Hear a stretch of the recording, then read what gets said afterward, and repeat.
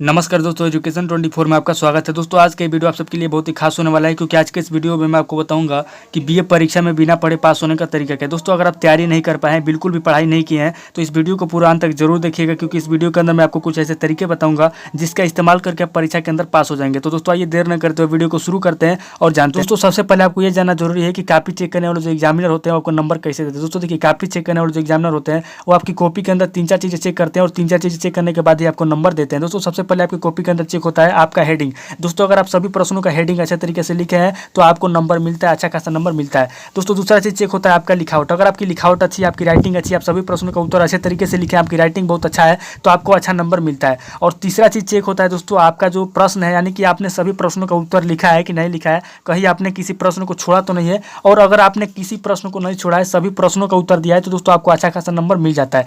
तो दोस्तों एक बात अपने दिमाग में क्लियर कर लीजिए कि अगर आपने सभी प्रश्नों का उत्तर दिया है और अगर आपकी लिखावट भी अच्छी है और आपने हेडिंग अच्छे तरीके से लिखा है, तो आपको दोस्तों पूरा नंबर मिलता है, आपका नंबर नहीं करता है। तो दोस्तों यहाँ पे अगर आपको बिना पढ़े पास होना है तो एक बात आपको क्लियर करना होगा कि आपको जो है कॉपी के अंदर पूरा प्रश्न करना होगा और कॉपी को भरना सीखना होगा। दोस्तों देखिए, पहला पॉइंट आपको क्लियर कर लेना होगा। पहला पॉइंट ही यहाँ पे है कि आपको कॉपी भरना सीखना होगा। दोस्तों देखिए, अगर आप कॉपी भरना सीख गए, यानी कि कॉपी के अंदर जितना भी प्रश्न आता है, अगर आप सभी प्रश्नों के उत्तर लिखना सीख गए, तो आपको पास होने से कोई नहीं रुकेगा।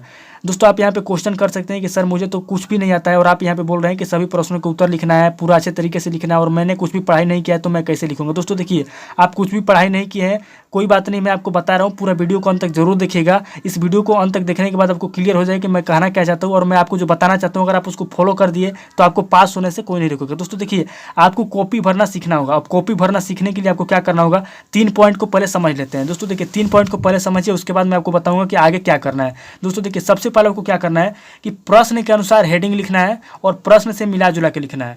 उसके बाद दूसरा पॉइंट है दोस्तों, जो दीर्घ उत्तरीय प्रश्न है उसमें 7 से 8 हेडिंग आपको लिखना है। यानी कि जो भी दीर्घ उत्तरीय प्रश्न होता है, जिसका नंबर ज़्यादा होता है, जिसमें ज़्यादा नंबर मिलता है, उसमें आपको 7 से 8 हेडिंग आपको लिखना है। और तीसरा पॉइंट ये है कि दोस्तों जो भी प्रश्न से संबंधित आपके दिमाग में आता है उससे लिख डालिए, सोच विचार मत कीजिए। दोस्तों देखिए, परीक्षा के अंदर क्या होता है कि बहुत सारे लोग सोच विचार करते हैं कि इस प्रश्न के उत्तर में मैं क्या लिखूं, तो आपको ऐसा नहीं करना है। आपके दिमाग में उस प्रश्न से संबंधित जो भी विचार है, जो भी उत्तर आपको याद है, उस प्रश्न के अंदर आपको लिख डालना है। आपको ज़्यादा सोच विचार नहीं करना है। अगर आप ज़्यादा सोच विचार करेंगे तो आपका समय व्यर्थ जाएगा, इसीलिए आपको ज़्यादा सोच विचार नहीं करना है। उस प्रश्न से संबंधित आपके दिमाग में जो भी आता है उसको लिख डालना है। तो ये 3 पॉइंट पहले आपको क्लियर कर लेना है। पहला है कि प्रश्न के अनुसार हेडिंग लिखना है, दूसरा है कि दीर्घ उत्तरीय प्रश्न में आपको 7 से 8 हेडिंग लिखना है, और तीसरा है कि जो भी आपके दिमाग में आता है उसको लिखना है।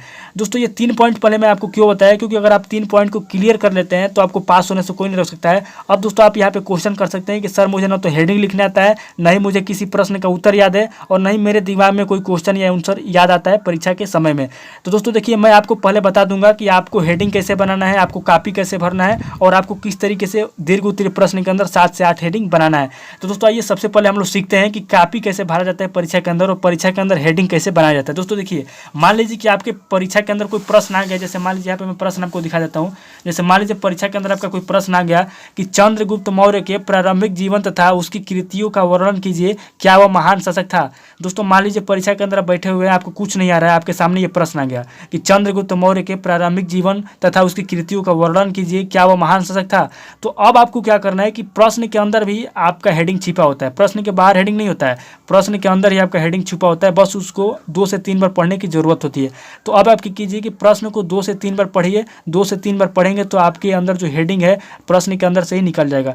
तो इसके अंदर से सबसे पहले मैं आपको बता दूं कि आपको हेडिंग कैसे बनाना है। दोस्तों देखिए, सबसे पहले हेडिंग बनाने के लिए आपको क्या करना है, आपको प्रश्न को 2 से 3 बार पढ़ना है और ये देखना है कि उसमें क्या क्या पूछ रहा है। अब जैसे इस प्रश्न के अंदर क्या पूछ रहा है, इस प्रश्न के अंदर पूछ रहा है कि चंद्रगुप्त मौर्य के प्रारंभिक जीवन, यानी कि सबसे पहले तो ये प्रारंभिक जीवन पूछ रहा है कि प्रारंभिक जीवन कैसा था। उसके बाद पूछ रहा है उनकी कृतियां पूछ रहा है कि उन्होंने क्या क्या किया।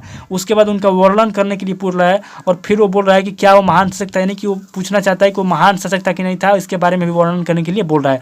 तो अब आपको क्या करना है कि यहाँ पे हेडिंग कैसे बनाना है ये समझिए। हेडिंग बनाने के लिए आपको क्या करना है, सबसे पहला हेडिंग आपका बन जाएगा इसमें कि चंद्रगुप्त मौर्य का जीवन काल, यानी कि जो प्रश्न के अंदर पूछ रहा है वही आपका हेडिंग हुआ। आपको इधर उधर व्यर्थ की बातें नहीं सोचना है और ना ये सोचना है कि मैं हेडिंग कैसे बनाऊँ। आपको बस क्या करना है, आपको प्रश्न को 2 से 3 बार पढ़ना है और उसमें जो प्रश्न है उसी के अंदर आपका हेडिंग छुपा होता है। जैसे पहला प्रश्न है, पहला हेडिंग है आपका कि चंद्रगुप्त मौर्य का जीवन काल, क्योंकि इसमें प्रारंभिक जीवन के बारे में पूछ रहा है, तो जो पूछ रहा है उसी के अनुसार आप हेडिंग बना दीजिए प्रश्न से मिला के। जैसे चंद्रगुप्त मौर्य है तो सबसे पहले आप चंद्रगुप्त मौर्य यहाँ पे लिख दीजिए और उसके बाद चंद्रगुप्त मौर्य का जीवन काल, ये आपका पहला हेडिंग बन गया। उसी तरीके से आपका दूसरा हेडिंग है चंद्रगुप्त मौर्य का प्रारंभिक जीवन, क्योंकि इसमें पूछ रहा है कि प्रारंभिक जीवन के बारे में उल्लेख करना है, वर्णन करना है। तो सबसे पहला हेडिंग हो गया हमारा चंद्रगुप्त मौर्य का जीवन काल, उसके बाद दूसरा हेडिंग हो गया हमारा चंद्रगुप्त मौर्य का प्रारंभिक जीवन, और उसके बाद तीसरा हेडिंग हम बना देंगे चंद्रगुप्त मौर्य के जीवन की प्रमुख घटनाएं, क्योंकि यहाँ पे पूछ रहा है कि चंद्रगुप्त मौर्य के प्रारंभिक जीवन तथा उसकी कृतियों का वर्णन कीजिए। कृतियों का मतलब क्या होता है, जो भी कार्य किए हैं, जो भी घटनाएं घटित हुई है उसके बारे में आपको वर्णन करना है। तो यहाँ पे सबसे पहला हेडिंग हो गया आपका चंद्रगुप्त मौर्य का जीवन काल, दूसरा हो गया आपका चंद्रगुप्त मौर्य का प्रारंभिक जीवन, तीसरा हो गया आपका चंद्रगुप्त मौर्य के जीवन की प्रमुख घटनाएं। यहाँ पे प्रमुख घटनाएं की जगह पे आप प्रमुख कृतियां भी लिख सकते हैं, कोई दिक्कत आपको नहीं होगा। उसके बाद यहाँ पे चौथा हेडिंग आप बना देंगे चंद्रगुप्त मौर्य का साम्राज्य विस्तार। अब देखिए क्योंकि यहाँ पे पूछ रहा है कि उसकी कृतियों का वर्णन कीजिए, क्या वो महान शासक था, तो हम यहाँ पे बिल्कुल लिख सकते हैं कि चंद्रगुप्त मौर्य का जो साम्राज्य था, जो भी राज्य विस्तार था, वो कि कहाँ से कहाँ तक था, इसके बारे में हम लिख सकते हैं हेडिंग बना के। उसके बाद दोस्तों अगला हेडिंग आप लिख सकते हैं चंद्रगुप्त मौर्य की प्रमुख उपलब्धियाँ, यानी कि यहाँ पे खुद कह रहा है कि उसका वर्णन कीजिए, क्या वो महान शासक था, उसकी कृतियों का वर्णन करने के लिए बोल रहा है। तो जब उसकी कृतियों का वर्णन करने के लिए बोल रहा है तो हम यहाँ पे क्या करेंगे, हम उसकी उपलब्धियों के बारे में भी लिखेंगे कि चंद्रगुप्त मौर्य की प्रमुख उपलब्धियाँ क्या थी। बस आपको चंद्रगुप्त मौर्य जो प्रश्न में दिया है, देखिए चंद्रगुप्त मौर्य जो प्रश्न में दिया उसको लिखना है और इसी में मिला के आपको बना के लिखना है चंद्रगुप्त मौर्य की प्रमुख उपलब्धियाँ। बस यहाँ से बना के लिख देंगे तो कोई दिक्कत नहीं होगा, कोई आपका नंबर नहीं काटेगा। उसके बाद अगला हेडिंग आप बना देंगे चंद्रगुप्त मौर्य की महानता एवं उदारता, क्योंकि उसके जीवन के बारे में वर्णन करने के लिए बोला जा रहा है। और उसके बाद अगला हेडिंग आप बना सकते हैं चंद्रगुप्त मौर्य की आलोचना, यानी कि आलोचना आप कर सकते हैं अपने मन से, और उसके बाद लास्ट में आप उसका निष्कर्ष निकाल सकते हैं, यानी अपने मत अपने विचार यहाँ पे लिख सकते हैं, कोई दिक्कत नहीं होगा।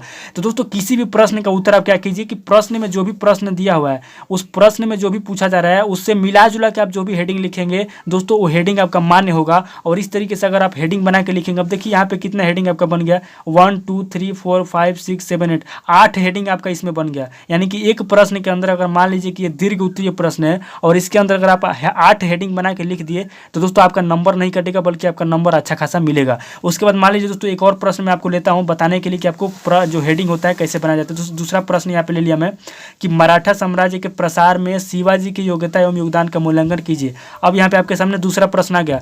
अब ये दूसरा प्रश्न थोड़ा अलग टाइप का है, मराठा साम्राज्य के प्रसार में शिवाजी की योग्यता एवं योगदान का मूल्यांकन कीजिए। यहाँ पे क्या पूछ रहा है, यहाँ पे पूछ रहा है कि मराठा साम्राज्य के प्रसार में शिवाजी की योग्यता और योगदान का मूल्यांकन करने, यानी कि जो मराठा साम्राज्य है उसका प्रसार में शिवाजी की क्या योग्यता, यानी शिवाजी ने उस साम्राज्य का प्रसार कैसे किया, उनकी योग्यता क्या थी और उसके बाद उनका योगदान क्या, उसका मूल्यांकन करने के लिए बोल रहा है। तो इसके अंदर सबसे पहले हम हेडिंग बनाएंगे शिवाजी का जीवन परिचय, क्योंकि शिवाजी के बारे में हम पहले लिखेंगे तभी तो उसके बारे में मूल्यांकन करेंगे। तो सबसे पहले हम हेडिंग बनाएंगे शिवाजी का जीवन परिचय। दोस्तों देखिए अगर आपको हेडिंग बनाने नहीं आता है तो एक टिप आप हमेशा याद रखिएगा, एक ट्रिक याद रखिएगा कि प्रश्न में जिस राजा का या जिस प्रजा का जो भी पूछा है उसका आप सबसे पहले लिख दीजिए। जैसे शिवाजी है तो यहाँ पे आप लिखिए शिवाजी का, तो शिवाजी का जीवन परिचय, यहाँ पे जीवन परिचय आप अलग से जोड़ दीजिए। जैसे यहाँ पे जीवन परिचय है, ध्यान दीजिए यहाँ पे जीवन परिचय है तो जीवन परिचय को आप अलग से जोड़ दीजिए और शिवाजी का यहाँ पे रहने दीजिए, प्रश्न में जो पूछ रहा है शिवाजी। अगर आप इस तरीके से हेडिंग लिखेंगे तो आपका हेडिंग जो है मान्य होगा और आपका नंबर भी नहीं कटेगा।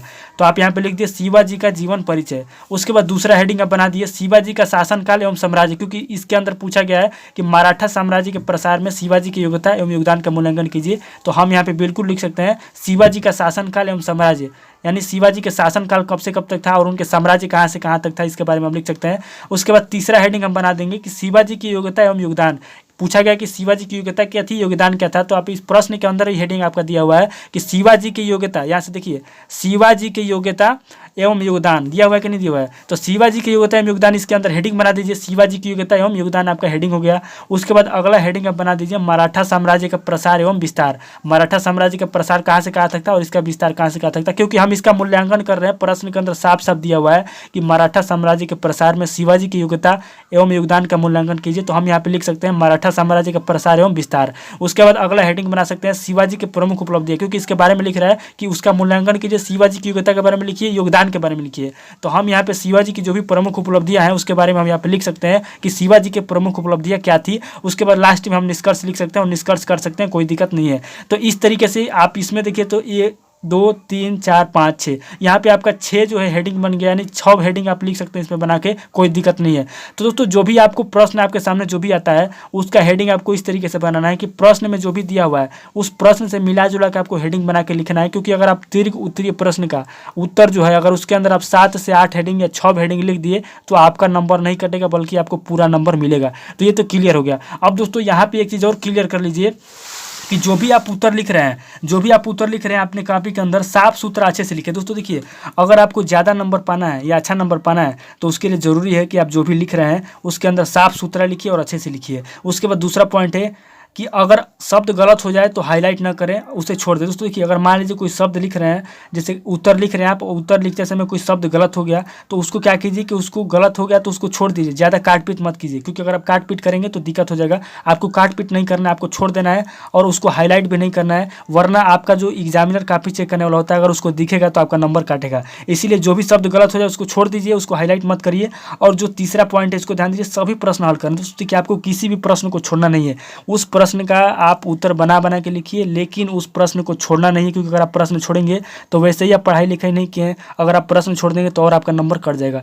तो ये ध्यान रखिएगा, आपको सभी प्रश्नों को हल करना है और कॉपी में साफ सुथरा लिखना है, अच्छे से लिखना है। क्योंकि देखिए, जो एग्जामिनर कॉपी चेक करने वाले होते हैं उनको ये पता नहीं होता है कि आप कितना पढ़े हैं कितना नहीं पढ़े हैं। ये तो आपको पता है कि आप कितना पढ़े हैं कितना नहीं पढ़े हैं। बस उनको क्या होता है कि उनके पास जो कॉपी जाता है, क्योंकि उनके पास एक पढ़े लिखे लड़के का भी कॉपी जाता है, एक अनपढ़ लड़के का भी कॉपी जाता है, एक कम पढ़े लिखे लड़के का भी कॉपी जाता है। तो इस बात को आप ध्यान रखिएगा कि उनके पास जो भी कॉपी जाना चाहिए उसमें आप अच्छे तरीके से अगर आप लिखे रहेंगे, आपकी कॉपी के अंदर साफ सुथरा लिखे रहेंगे और शब्द गलत हो जाए अगर उसको हाईलाइट नहीं करेंगे तो, और सभी प्रश्न अगर हल कर लेंगे तो आपका नंबर दोस्तों पूरा आएगा, आपको नंबर कोई नहीं काटेगा। इस बात को ध्यान रखिएगा। और परीक्षा में दोस्तों कभी भी टेंशन लेके मत लिखिएगा। परीक्षा के अंदर आप बिंदास होकर लिखिए, आपको जो प्रश्न आ रहा है उस प्रश्न से संबंधित आपको जो उत्तर आ रहा है उस प्रश्न को लिख डालिए। बस आपको एक बात ध्यान रखना है, मैं पहले जो आपको पॉइंट बता दिया उसको याद रखिएगा कि आपको पूरा कॉपी भरना है। बस इस बात को आप ध्यान रखिएगा, आपको पूरा कॉपी भरना है। कॉपी कैसे भरना है इसको बता दें कि आपको इस तरीके से हेडिंग बनाना है। मैं जो आपको बता दिया कि जो प्रश्न के अंदर दिया हुआ है उसी प्रश्न से संबंधित आपको पूरा हेडिंग बनाना है।